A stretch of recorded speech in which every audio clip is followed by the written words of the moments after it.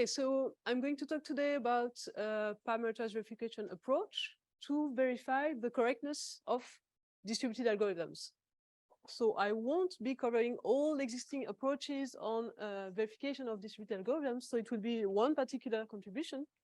And I'll give a list of other works that you can look at if you're interested in that field. I should have started by saying that I'm very thankful to the organizers for inviting me to talk today. And I'm even more thankful that my talk is scheduled at 2 p.m. because this is the perfect timing for me not falling asleep during this slot. So I hope you also won't fall asleep, but so far I think everyone is still awake. And maybe just to make it more difficult for Dietmar, I will move so that he has to follow me. And okay. Okay, that's the end of the jokes, or so, until now. And yeah, so it's a joint work with several colleagues, Ojan Sancourt, Bastien Thomas, and Joseph Wieder. And everything starts with a picture that I already used in my PhD defense, I think, almost the same. Everything starts with model checking distributed systems. So what is model checking? Everyone here knows, but so you're given, but you want to answer the question, does a system here, a distributed system, satisfy some requirements? And in order to do so, what you'll do is to model everything. So build a model of the distributed system. Here you have a composition of several automata or graphs, and build a formal representation of the requirement. Here may be a formula that says that it's never the case that two processes access a critical section simultaneously. So this is a property. And then you want to come up with a model checking algorithm that says that will answer whether the model satisfies the property. Okay, I guess everyone here in this audience knows about this. And when it comes to distributed systems and distributed algorithms, there are some limitations that I will list here. So the first one is state space explosion. So when you build this product here of several components, say the clients and the server, the product transition system will be exponential in the number of components and also in the number of variables that you use, that each component uses. So if you use tools, then they will hardly scale to those great dimensions or to large number of processes. And maybe a more problematic or an even bigger issue is that the model you have here is for a fixed number of processes. So in that picture, I think 8 clients, 1 server, and this is it. And when it comes to distributed algorithms or even other distributed systems, you would like correctness to hold for any size of network, for any number of clients in the system. So this is the main limitation, and what parameterized verification tries to do is to address this issue by saying, okay, here we had a fixed number of clients, and we like to say, okay, there is a number of clients which I don't know of. So, and we will call the number of clients will be the parameter. And we would like to perform verification for every number of clients or components. So we would like to check whether for all n, the number of clients, if I put n clients in parallel with the server, a property is satisfied. So here, and in the rest of the talk, the parameter will be the number of agents or clients here, but it can be more general. So parameterized verification can also check for every network topologies or every potential failures and so on. And everything here we will name parameter valuations. So it is, of course, a hard problem because it amounts to model checking infinitely many instances at once. But the hope is that if you manage to do so, then the dependency on the number of clients, which was exponential, will just disappear. So if you manage to come up with an algorithm, it won't depend, the complexity won't depend on n, because n is no longer there. Okay, so that's parameterized verification. And there have been lots of works on developing models and verification algorithms for distributed algorithms. So there are many, as I said, many models, many techniques, And all these models depend on lots of features of the distributed algorithm that you consider. So it depends on which communication mechanism they use, on what are the synchrony assumption, is it asynchronous, synchronous, quasi-synchronous, and so on. What is the fault model, and many such features. And here I attempted to write a list of such models and contributions. And you can see here, last but not least, some contribution by Paul, Aishwarya, and Benedict. Here I wrote probably more, well, certainly more. So there are more than that. I'm using that site for a few years now. So there are lots of other contributions. So it's also to show you that, in my opinion, it's an active research area, a subdomain of verification. Okay, so what will we address in this talk? Mostly we will focus on a particular type of distributed algorithms, which are fault-tolerant consensus algorithms. So I'll explain in 2 steps what fault tolerance means and what is the objective of consensus algorithms. Okay, so what is a fault-tolerant distributed algorithm? So here, if you use your favorite, if you Google or if you quant Paul Gastin, you will get several pictures. Well, actually, it's not only if you Google Paul Gastin, but also if you ask Véronique and Aishwarya and others for their help to get more pictures of Paul, because there aren't that many. So what does a distributed algorithm do? Well, it involves a number of processes. Here, I will denote it by n. And when I was a PhD student, Alan told me once, well, the brain cannot tell how many such images there are if it is more than 7, something like this. If it's more than 7 objects, you can't count them at once. So this is why we use n. We won't count precisely how many there are, and also keep in mind that we want to prove correctness for all n. Okay, so this is the number of processes, but some processes can be faulty. And if you look carefully enough, I think those Paul Gastin are not the one we know, okay? So these processes are faulty, and I'll say more about what the faults can be, but maybe they can crash, maybe they can be Byzantine, so behave differently than expected by the algorithm. Okay, but this is another parameter. I don't know f. In the current execution, I don't know how many processes are faulty. However, what I know is an upper bound on that number. I know another parameter, t, which is an upper bound on f. And maybe you'll agree with me that with this picture, we're not 100% sure that this is Paul, right? Who has ever seen Paul with a beer? I haven't. So this is why, okay, this is an upper bound on the number of faulty processes, t. And t is known, okay? T is known, n is known, but f isn't known. So when you say we know the number or we know the set? There's no, okay. We don't know the set. Okay, so t could be other. T could be 4, sorry, yeah, the set could be different, yeah. We know we may know it's 4, but we don't know which processes are faulty. Good question. Okay. And then you want, I mean, all those processes, those n processes will execute a given algorithm, the same algorithm, let's say to simplify things, each process will execute the same algorithm. Okay, so this is okay, fault tolerance means that the algorithm must be correct independently of these values, independently of the faults. Well, of course, this cannot work always. You need to have conditions on the number of faulty processes or the number of allowed faults.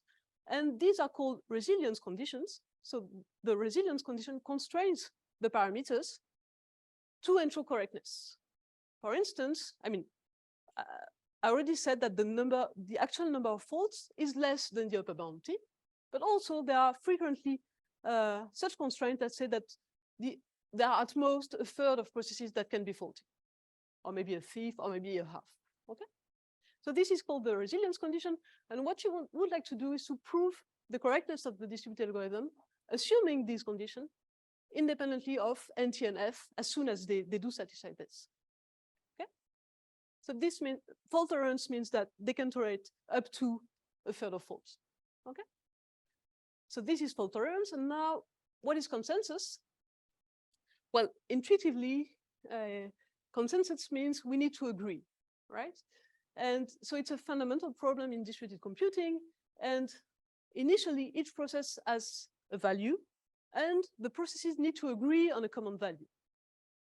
It's a difficult problem, and in many settings, so as soon as you have asynchrony or failures, then it's an infeasible problem. So there's no solution to this, no deterministic solution, and it's a famous result by Fisher, Lynch, and Patterson. But what are the requirements? So if I want to model the requirements of such a consensus algorithm, there are three main properties. The first one says all correct processes should decide the same value. This is called agreement. Second requirement is that the values decided by correct processes should be in the initial set of values. Otherwise, we can all agree from the beginning that we will pick 42 as a common value, independently of the values we receive. Okay, so this is called validity. And the last property is termination. We want that something happens eventually. So eventually, all correct processes decide. So here I use different colors to denote that the two first property are safety properties, and the last one is a liveness property. So they have different nature, and to model check them, we might need to use different techniques. And intuitively, showing termination is harder than showing agreement and validity that are safety properties. Okay, so these are the requirements. And in the literature, you can often observe that some consensus algorithms are structured in rounds. So there are, in my opinion, there are different reasons for that. So I should have said from the beginning that I'm not at all an expert in distributed algorithms, and I saw in the people entering the room that are much more expert than myself.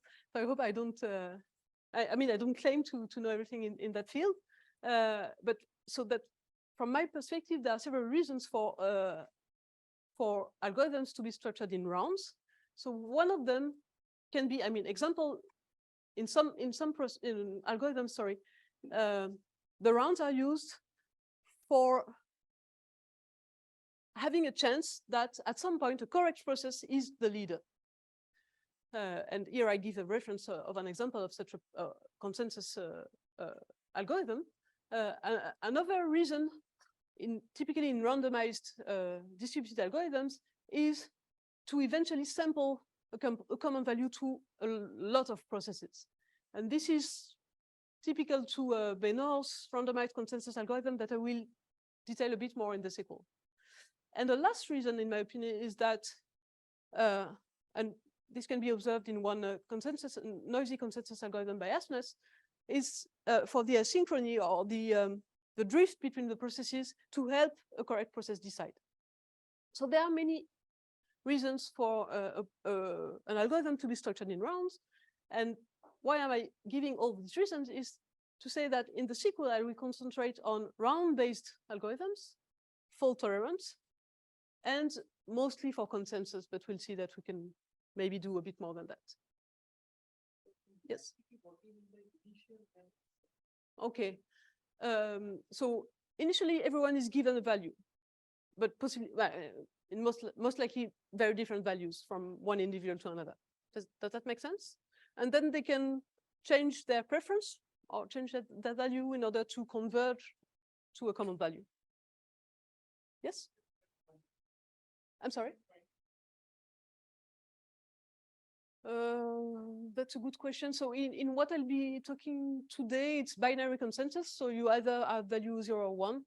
I guess, I don't know if it can be infinite. There was another question. Yeah.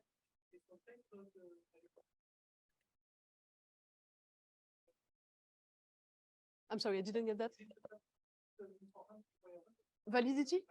Validity is central. Otherwise, independently of the distribution of initial values, you could say, okay, we'll anyway agree on value 1. And then it's easy to solve consensus. So even if everyone has value 0, we agree on value 1, this does not really make sense. It does not represent anything from the network or the values in the network initially. Do you understand my answer? Yeah? Well, otherwise you could, prior to being assigned a value, say, okay. And yeah. Okay, any more questions? Yes? There's no requirement as about the knowledge that No. No, there's no. So the question is whether there's a requirement that I know that everyone has converged, let's say, to a consensus. No, there's none. And frequently in executions, one process will decide, and maybe the others or some others will decide much later in terms of rounds or in time. Yeah. But the algorithm is only correct if the agreement is guaranteed. So Yeah. you have to know that the others do the same thing. If you don't know it, you can't. Or will do. Yeah. Yeah. It's implicit. It's hidden. Yeah. It's common knowledge. Yeah, if you put it together with, yeah. Yeah, somehow when you take a decision, you can't revert. So you need to be sure that it will indeed be the common value. Okay. Yes. Yeah, so I'll come to that later, but intuitively, the idea is that we do, well, for each process executes round 1, then round 2, and round 1 and round 2 are very similar, except that the tags of the messages they exchange will contain tag 1 or sorry, round number 1 or round number 2. So basically you iterate the same behavior ad infinitum, but with tags that identify in which round you are. Okay. Okay. So that's fine. I can move on. I hope everyone is still awake. And as I was alluding, I will illustrate the rest of the talk on one particular algorithm, which is not the simplest one, but which has the advantage to illustrate a lot of things I want to emphasize. So it's a randomized consensus algorithm. So it will have probabilities inside. It's a binary consensus. So it means you need to decide a value 0 or 1. And initially, everyone has value 0 or 1. And it is robust to Byzantine processes. It means that some processes can behave totally differently than what the protocol, what the algorithm prescribes. So it is structured in rounds. And I will in a minute give the pseudocode and you will see more about it. And these rounds are synchronous. And the processes, they communicate by message broadcast. But the broadcast is asynchronous. So I will broadcast a message to everyone, including myself. But Kumar will receive it maybe much earlier than Shibashish or than Mihaela. Okay. So it's asynchronous in that sense. And what information the processes broadcast is, let's say, to simplify things, their local state. And their local state will consist in a phase, a round, and a preference. And preference means the current value I think is interesting. So initially it will be my initial value, and then I will update that. So what is a phase? Well, you will see here that on that example, the pseudocode, you don't need to understand the whole details, but the pseudocode is split in two. Each round is split in 2 phases, 2 different moments. In the first moment, which is that part here, you first send a message, broadcast a message to everyone, then you wait for some messages, and you test some conditions, and you may update. So V is your current preference. You may update your current preference. After that, you move to next phase, where again you send a message to everyone. Again, you receive some messages, and you compare the number of messages you received with some thresholds. Does that make sense? So N is known to every process, but so indeed, it's a good question, because here you see that you need to check whether you received at least that many messages. So you know both N and T. So T is the actual number of faults. Sorry, is the upper bound on the number of faults. And you also know N. Maybe what I need to emphasize is that this describes the pseudocode of each process. So each correct process executes this. Okay. And okay, it's a randomized algorithm. So here probabilities are useful to ensure termination, or more precisely, almost sure termination. But I won't get into those details because we're not able yet to deal with that, to prove automatically almost sure termination. But the intuition is that a process runs such a round with first round number 1. So runs the 2 phases of round number 1 and then increments the round number. And you will see that the only difference when you move from R to R+1 is in the tags of the messages you sent. So this is to come back to Subhash's question earlier. Does it answer your question? Okay, good. Okay, do I need to say more about this? So I said that they send their local state. So here we have phase R followed by phase P. So they send the fact that it is a phase R message in round small r and with value v. And here they send phase P round R value v. And when we want to model such an algorithm, what we will do is to describe those, because they send the local state, we will describe those by states. So we will use states that represent, so ARV will mean first phase for A. Okay, A will be first phase round R value V, and B second phase round R value V. And yeah, for some technical details that I will not detail today, we also need another state to say when a process decided, so committed on a given value. So you can commit in round R on value W. Okay. So these are the states that we will use to model this algorithm. So if I want to dig a bit more in the model itself, we defined a notion of what we call layered threshold automata. It's a variant of a known model of threshold automata that was introduced already 8 years ago by Konoff, Veit, and Wieder.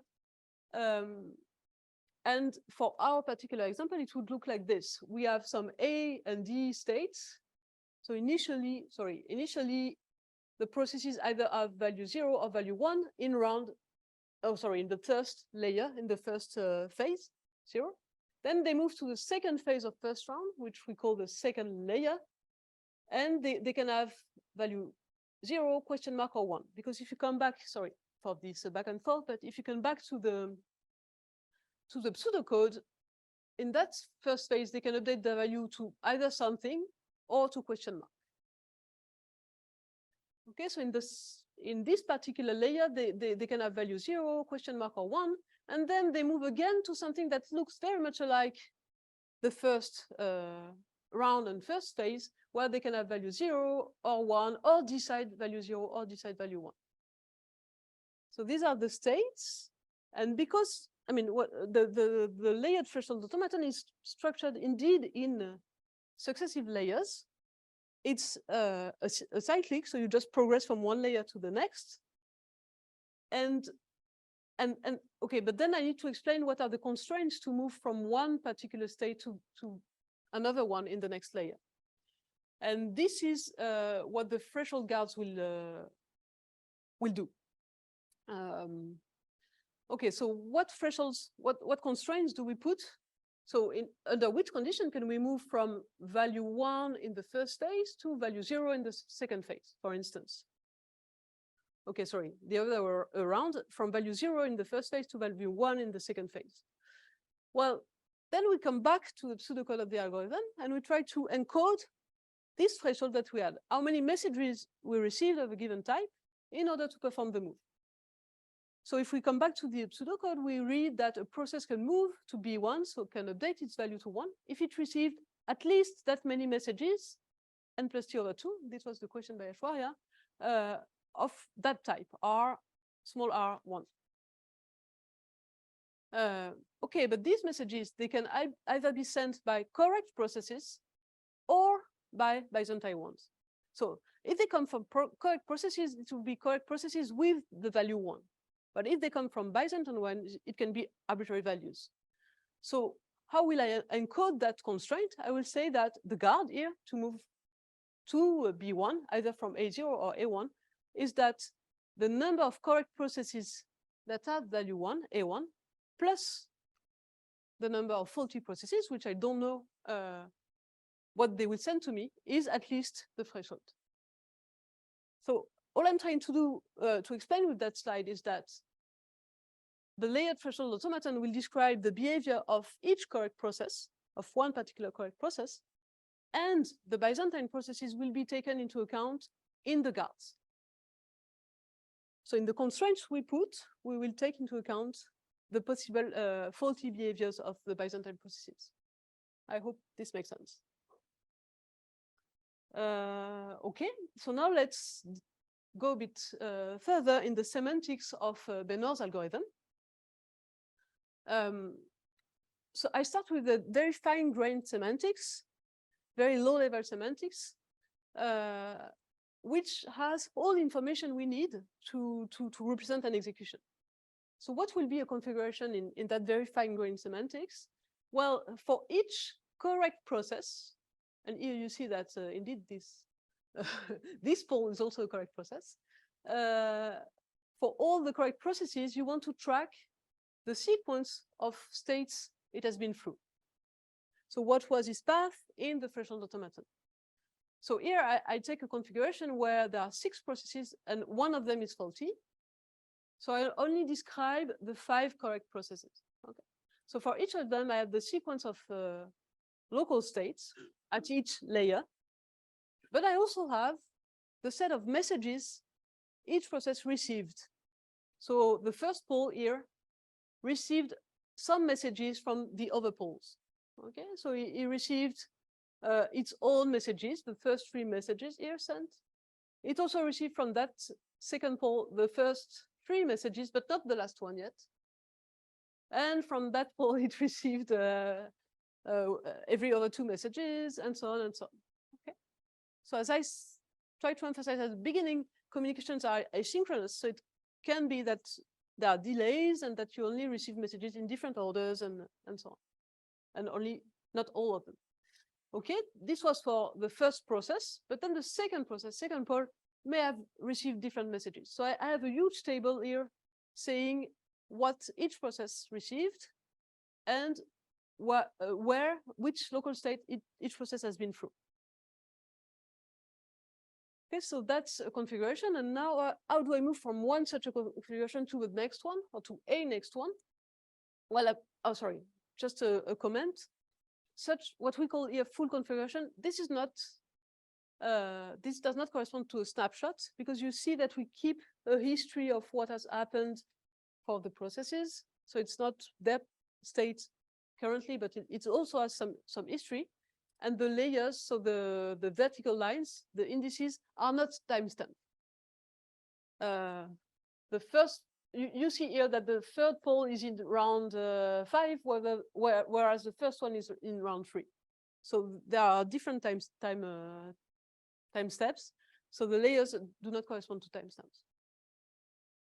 Okay, so what is a step now? So in order to perform a step, we will pick a scheduler will pick one process. So here we pick the first process poll. It will receive some pending messages. Then it will look at the threshold guards and decide what to do with all the received messages it has, and update its state. And it will finally broadcast its new state to everyone. So in that particular example, so we move from the left configurations to the right one by the first process is here, receives 2 messages, those 2 orange messages. I hope you see them. And then it looks at, okay, given what I have received so far, and I'm in that layer. So now I have received all those messages. I check out what is enabled, what transitions are enabled, and it says that I need to move to B1, so I move to B1. And then I tell everyone that I'm in state B1. Again, you won't receive my message immediately, but eventually you receive the fact that I'm in B1. Okay, so that's a step. So this somehow shows the semantics. And here I gave an example of configurations with 6 processes. 5 of them are correct. And but as I said, I want to be able to deal with 7 processes, 8, 20, etc., etc. Okay. And already with 6 processes, already with a fixed number of processes, you see that you have an infinite table in the sense that on the right-hand side, you can have longer and longer executions. if you fix the number of processes, the height of the table is fixed, is finite, but I mean, in that direction, it's infinite. And if you don't fix the number of processes, of course, also the height is not bounded. So I'm just saying this just to emphasize the fact that it will be hard to come up with model checking techniques because we have infinite objects in several dimensions. So in order to still do something, we will try to simplify our model, to simplify our semantics. And the first simplification, the first abstraction is the received message abstraction. So we will just forget about which messages have been received by each of the processes. So we obtain what we call a succinct configuration. And the succinct configuration is obtained by just taking the projection on the first top of the table of the full configuration. And interestingly, if we started from a layered threshold automaton, this message abstraction is both sound and complete. So it means that you can, not only you can forget about this information, but if you have an execution in the succinct semantics, you can always lift it up to an execution in the full semantics. So you can recover in which order the message were received in order to come up with an execution in the full semantics.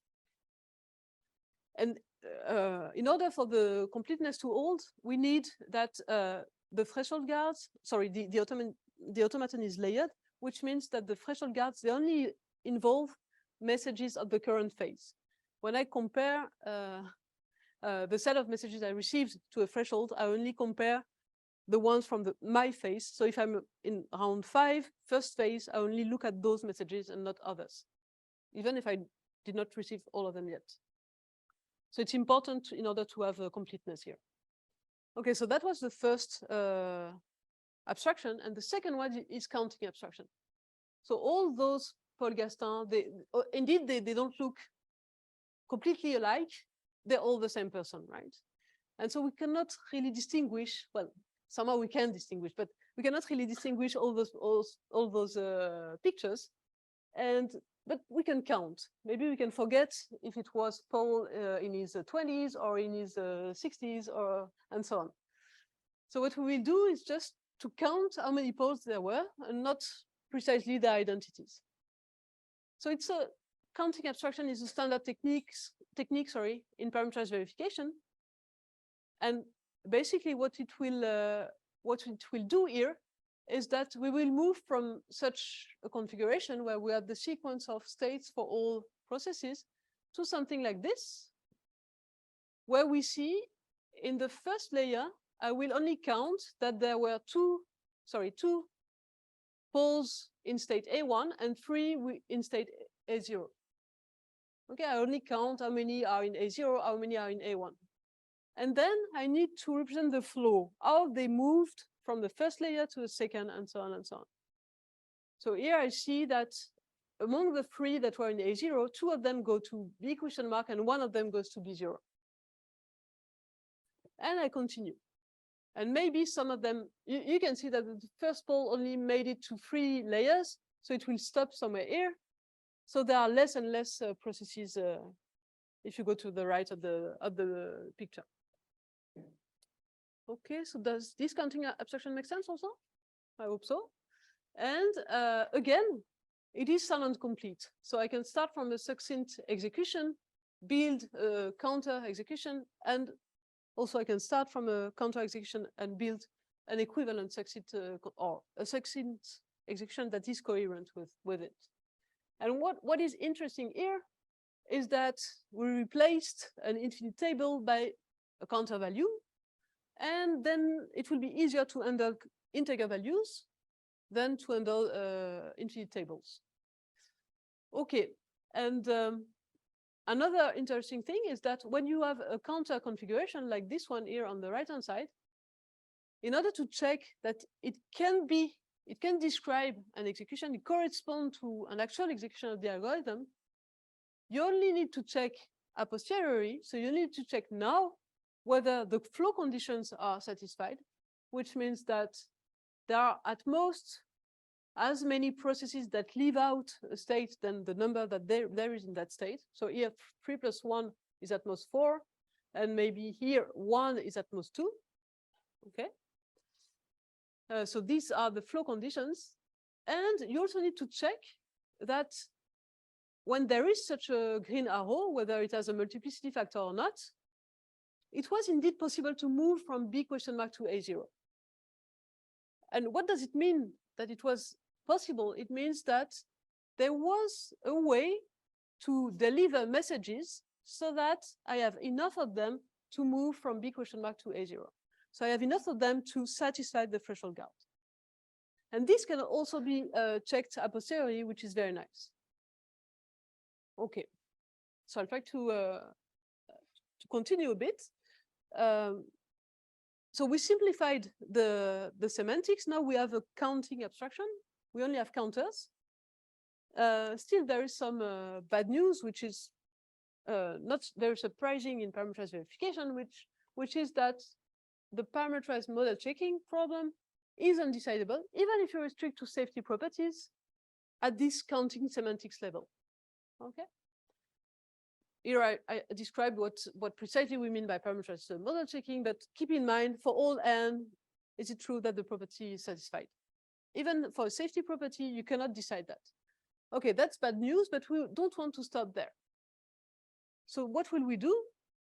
We will implement or instantiate an existing approach in program verification and also in verification at large, which is CEGAR, counterexample guided abstraction refinement.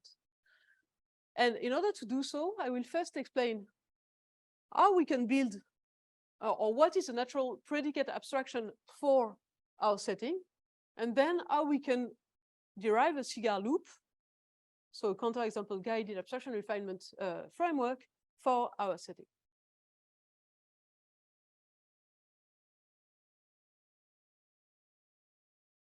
Okay.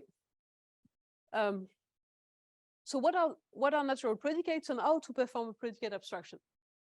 So here, again, I give a concrete configuration with a given number of processes, a given number of faulty processes. But keep in mind that I want to prove correctness independently of those values.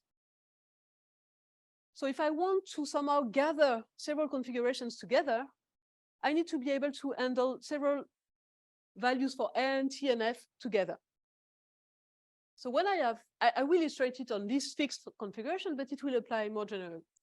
So what we will do is we will fix some predicates. And the predicates, there are some linear conditions on the counters that we have in the left diagram. So if A0 plus D0 is positive, meaning that the sum here of the two counters is positive, then I will put a top. And indeed, if you look at the first column here, A0 plus D0 is positive, so this predicate is true. The second predicate, A1 plus D1 positive, is also true in the first column here. However, the third predicate, D0 plus D1 positive, meaning that some process decided already, this is not true in the first column. Okay. So for a moment, assume that we fix some predicates, then we will evaluate those predicates on the different columns. Okay? Along the execution, along the layers, the rounds, if you wish, of the execution. Okay? And well, from that, we will just perform what is called predicate, or build what we call a guard automaton, but which is common to this predicate abstraction, is that we will, give a name to any valuation of the predicates. So for instance, here, I will call this valuation gamma 1, this one gamma 2, this is gamma 1 again. Look, it's exactly the same. So it is gamma 1 again, then gamma 3, then gamma 4. So I give names to the different predicate valuations, and I want to build an automaton here that says whether it is possible in one step to move from one predicate valuation to another predicate valuation. Given that witness execution, I know that it is possible to move from gamma 1 to gamma 2 and gamma 2 to gamma 1. Okay. that particular execution with 6 processes witnesses that. So there is an arrow from gamma 1 to gamma 2 and back. Also, I know that I can move from gamma 1 to gamma 3 and gamma 3 to gamma 4. So these are all the red edges here. But this is for very precise values. How do I know if there is an edge from gamma 1, so given that predicate, to itself? Well, I just need to query using an SMT solver. I will ask, is it possible to instantiate the values N, T, and F in order to move from that predicate valuation to that other predicate valuation in one step? Okay. So using an SMT solver, we can add all possible transitions from one predicate variation to another. And what happens in doing so is that we obtain a finite automaton, and the language of this finite automaton, it is another approximation of the behaviors that can happen in the distributed algorithm. So why is it a priori an over approximation? Well, when we add a transition here in the guard automaton, it means that there is an instantiation of the parameters so that I can move from here to there. Say with n equals 6 and t f equals 1. Okay, but maybe when I move from gamma 2 to gamma 1, I need different values.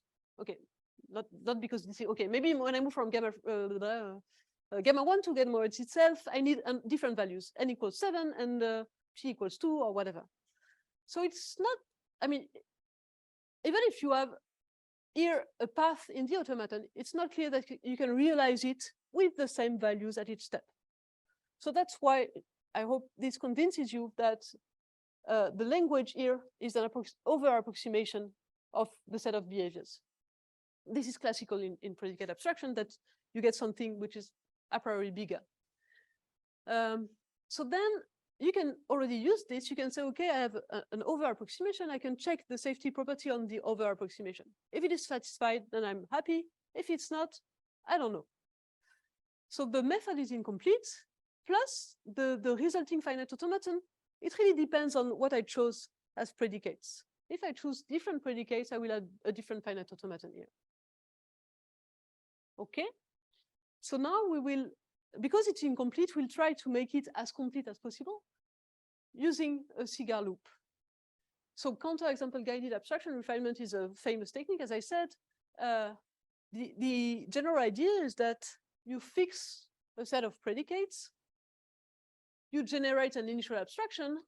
As I said, if the abstraction satisfies the property, you're happy. If it doesn't, you want to refine it. And how do you refine it? You add more predicates in order to have a more precise abstraction, predicate abstraction. More precisely, if it doesn't, then you get an abstract counterexample. You get a trace that says, in your predicate abstraction, the property is not satisfied because of that reason. But this is abstract, and you need to see whether it can be concretized in your concrete model, concrete system. If you manage to concretize it, it means that you have a counterexample, a true counterexample. And you can say, my property is not satisfied. If you don't manage to concretize it, it doesn't mean, if you don't manage to concretize it, you add more predicates in order to remove that spurious counterexample and try again to prove the property on the new abstraction. Okay, so this is a general technique, and what is specific to our setting? As I said, what the abstraction we use are what we call guard automaton, the predicate abstraction I showed earlier. What we do is that realizability, so whether an abstract counterexample can be made concrete, we check it with an SMT solver. So we try to instantiate the values of N, T, F, and also the sequence of transition, so as to realize the abstract counterexample into a concrete one. We obtain new predicates by interpolation. So what did I want to emphasize? Yeah, I say realizability is checked with an SMT solver, when in fact what we do, okay, because we not only consider safety properties, but also liveness properties, the counterexample could be infinite traces that have a lasso shape. So what we do so far is that we just unfold once the lasso, the cycle part of the lasso and check whether we can concretize it and have equality at both ends of the lasso. Okay, sorry, maybe this is too technical, but I just wanted to say that currently our realizability check is incomplete. And it has to be incomplete because the problem is undecidable. Okay, and okay, I'm not brave enough that I will dare doing a demo. So what I prepared, so there's a tool implementation of that, and with some benchmarks. And I will just show, not even some screenshots, I will show what is the input language of the tool and what we managed to prove with it. So my objective is to try and convince you that the tool is rather easy to use. Our objective would be that eventually some distributed algorithm experts can use it, can really input their new algorithm and check whether, if it's a consensus algorithm, whether agreement is satisfied, validity is satisfied, termination is satisfied. Okay, so in order to define a model, this is how we do. We first define some parameters. So the uppercase things are special comments from the language, special, okay, sorry, I missed a term, but so we define a set of parameters. In our case, we had 3, N, T, and F. And then we set the resilience condition. We say under which condition we think the algorithm will be correct. So in that particular case of Benor, it would be 5t is less than n and f is less than t. Okay, and now we need to declare our model, and we need to say what the automaton, the layered threshold automaton looks like. In our particular case, we had 2 layers. Well, a round was split into 2 layers, and then we will repeat another round. So we had 2 different layers, R and P, and then when you're in a P layer, the next layer would be R again. So you would cycle back to the first layer. So this shape is represented like this, R, P, and then I'm back to R. Okay? You could have something more complex where you have, for instance, a lasso shape where you say I have a few initial layers and then I cycle back to some place. Okay? So this last thing says where I cycle back. So in our case, it means we have 2 repeating layers. I need to define what are the states in each of these layers. And I need to define how can I move from one state to another state. So for instance, if I'm in state 0 of layer R, what is the condition for me to move to P0? And this I read really from the guards I have on the automaton. Okay, so in my opinion, it's simple enough to enter such an automaton. And then what can you ask the tool for? Well, you can ask it to try to check several properties. So for instance, if you want to check validity 0, so validity 0 means if everyone initially has value 0, nobody can decide 1. Okay? There would be a similar validity 1 thing, property. So how do you encode validity 0? Well, you define 2 macros here. First one says, what does it mean for everyone to have initially 0? It means that there are n processes with value 0 and nobody has value 1 or even decided initially. So you use the counters of the different locations to describe the property. And what does it mean that someone decided 1? It means that this counter here is positive. And now I enter an LTL formula that says, if initially we all have value 0, then it is not the case that eventually someone decides 1. Okay, again, I try to, maybe it's not, maybe I don't reach my goal, but I want to try to convince you that the syntax is rather clear. And what we observe is that, so here is green to prove, to illustrate, to show, to emphasize that the tool indeed proves validity. So our tool managed to prove validity for Benor's algorithm independently of the parameter evaluation, provided they satisfy the resilience condition. Okay, in the same way we can prove agreement. We can prove that if 2 correct processes decide, they decide the same value. And we just enter the property and the tool answers, yes, the property is valid. For termination, it's a bit more tricky. So as I said in the very beginning, consensus is really a hard problem in asynchronous setting and with faults. And so then our solution is to add probabilities. And what I said is that this randomized algorithm terminates almost surely. So far, we're not able to deal with probabilities. So what we managed to prove is not almost sure termination, but is sure termination under some strong hypothesis. So here I don't want to get into details, but if we put sufficiently strong hypothesis, then we manage to prove termination. Termination does not hold in general for that algorithm, only almost sure termination holds. Okay. Yes, sorry. Yeah. I'm sorry, for agreement. Yeah, there are faulty processes.